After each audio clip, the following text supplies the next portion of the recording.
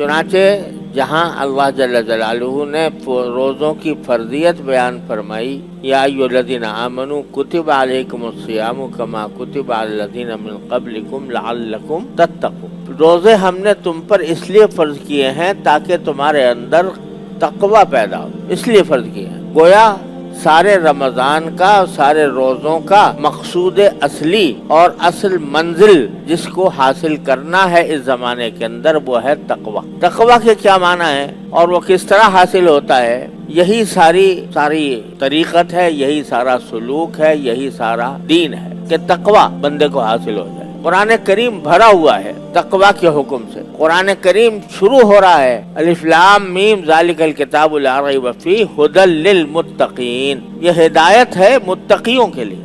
اور یا ایھا الذین آمنوا اتقوا اللہ حق تقاتہ ولا تموتن الا وانتم مسلمون، اے ایمان والو تقوی اختیار کرو جیسے اللہ کے تقوی کا حق ہے، اور تمہیں موت ہرگز نہ آئے مگر اس حالت میں کہ تم فرما بردار ہو اللہ تعالیٰ کے۔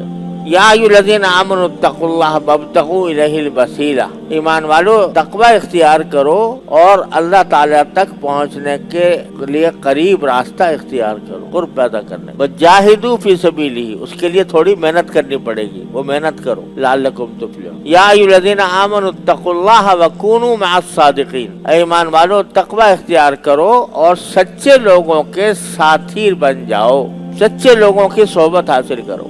اور ہمارے حضرت والا حضرت مفتی محمد حسن صاحب رحمۃ اللہ علیہ، اللہ تعالیٰ ان کے درجات بلند فرمائیں، وہ غالباً حضرت سے ہی نقل کرتے تھے، حضرت تھانوی رحمۃ اللہ علیہ سے، کہ میں تو اس کا ترجمہ یہ کرتا ہوں کہ تقوی اختیار کرو اور سچوں کے ساتھ رہ پڑو، کونوا مع الصادقین، ان کے ساتھ رہ پڑو، یعنی ان کی صحبت میں وقت گزارو۔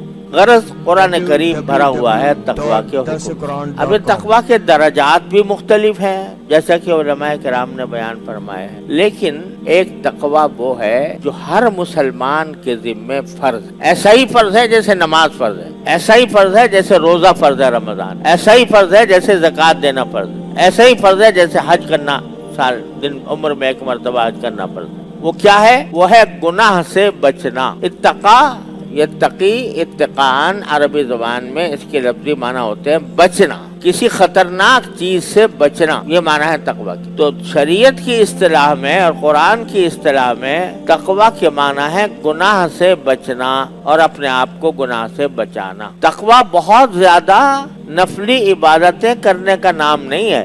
آپ ایک آدمی کو دیکھ رہے ہو کہ وہ صبح سے شام تک نفلی عبادتیں کرتا رہتا ہے، نفلی نمازیں پڑھ رہا ہے، نفلی روزے رکھ رہا ہے، ٹھیک ہے، اس کی ظاہر حال سے یہی معلوم ہوتا ہوگا کہ بھئی جو اللہ کے بندہ اتنی عبادت میں مصروف ہے تو ضرور گناہوں سے بھی بچتا ہوگا۔ اس واسطے ہم اگر اس کو کہہ دیں بھئی عبادت گزار آدمی ہے، ٹھیک ہے، عبادت گزار ہے، نیک ہے، اللہ تعالیٰ کی عبادت میں مصروف ہے، عابد ہے، لیکن متقی کہنا اس وقت تک ممکن نہیں ہے جب تک کہ یہ پتہ نہ ہو کہ یہ ہر قسم کے گناہوں سے اپنے آپ کو بچاتا ہے۔ ساری رات آپ نفلیں پڑھتے رہو، ساری رات ذکر میں مشغول رہو، ساری رات تلاوت کرتے رہو، لیکن ایک مرتبہ موبائل میں حرام چیزیں دیکھ لیں تو کیا ہوا کہ نفلیں تو پڑھی، نفلی عبادتیں تو کی، لیکن تقوی حاصل نہ ہوا۔